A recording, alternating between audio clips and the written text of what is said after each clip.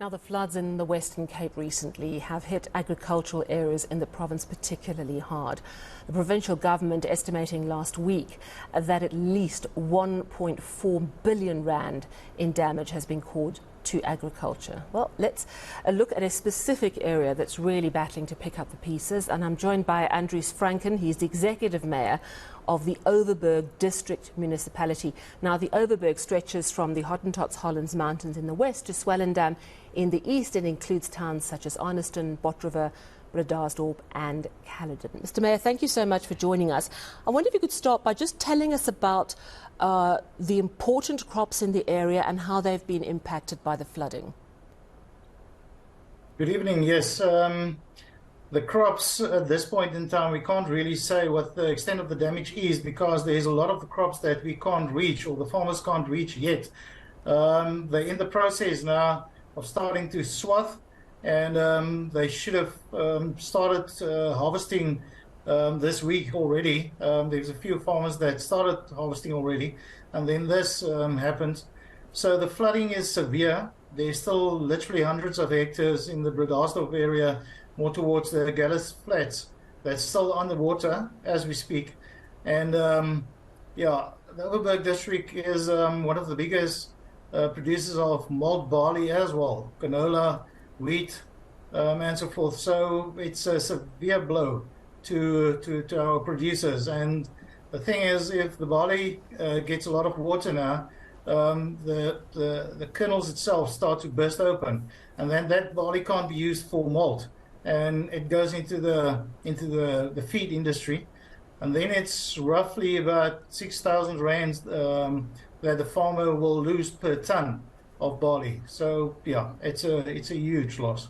So there could be quite a lot of wastage with barley. Talk to me about wheat. If the wheat gets wet, is it ruined? It's not ruined as yet. What happened is you get various degrees where you of wheat, for instance, a B1, B2, B3, and so forth going down. And then when there is damage to the wheat itself, then normally it goes down to the feed market as well. So again, similar to the barley industry, if you've got a B1 wheat and it goes down to B2 or B3, it's 150 to 170 rands per level it goes down, that the farmer will lose. And when it goes down to the for instance, for the feed industry, it can go down as low as 100 or rather 1,500 rands per ton. So if there is damage from these fields being utterly waterlogged, and as you say, you're still trying to access them, you're still trying to assess just how bad it is, there's going to be a massive financial implication for the farmers who won't be able to sell them because they won't be top quality produce. But I would imagine there's also going to be a massive implication for consumers. You know, surely that's going to impact the making of bread, the cost of bread, etc., etc. Yes, for sure it will impact the industry. There's still a lot of green wheat on the fields. That probably won't be affected. But when the fields start to color from green to golden and yellow, that's when we have the problem, when the wheat is ripe and ready for harvest.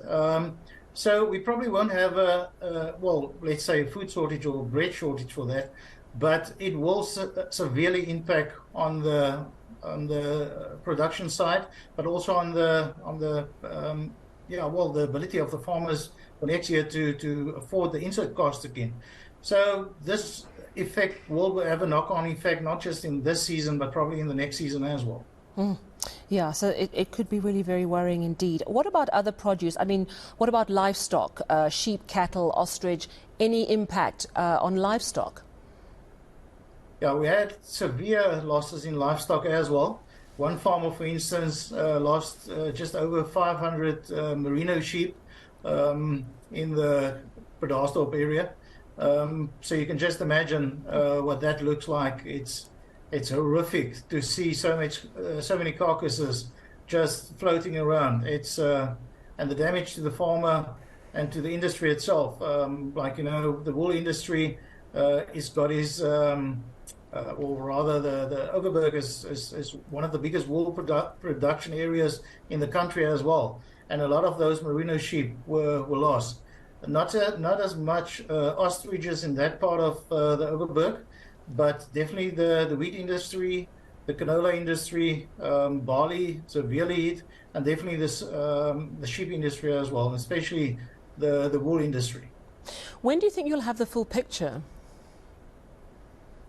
It's going to be difficult because the harvest only, like I said, start now, and it's in full swing in around about a month's time. So only after the harvest we will have the full.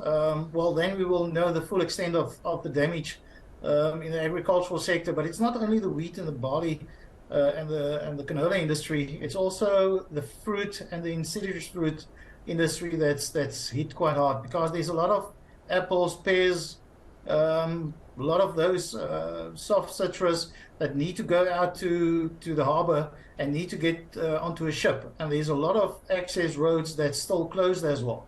So we're working around the clock to get that access roads open towards Cape Town.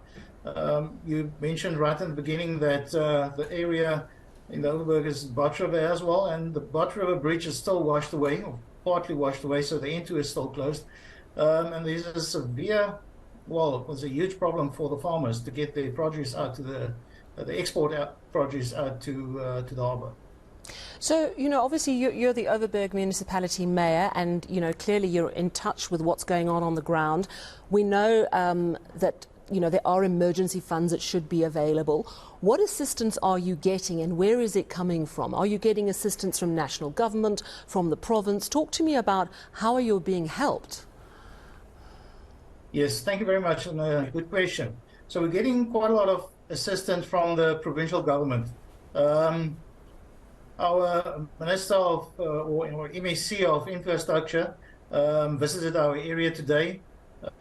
We are working now, as we speak, on the R43 and R44 to get access towards Cape Town. There is access, but it's the long way around.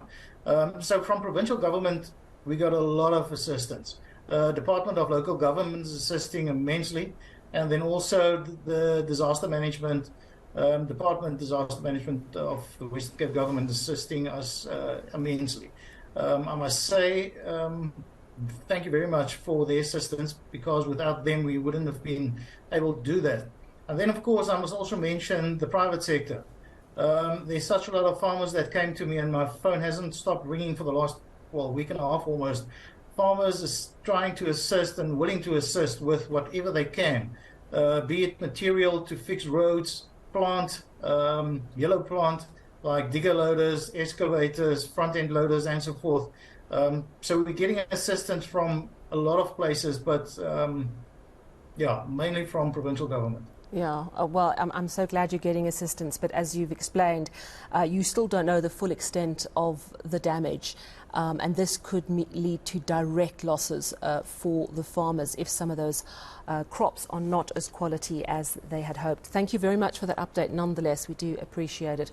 That, of course, is Andries Franken. He's Executive Mayor of the Overberg District Municipality. They are still trying to get back on their feet after those floods, mentioning there that the Bot River Bridge partly washed away, and of course obviously that's problematic for motorists, but it's problematic for farmers trying to get their crops where they need to go. It's a story that we need to keep an eye on in the coming weeks. But let's head to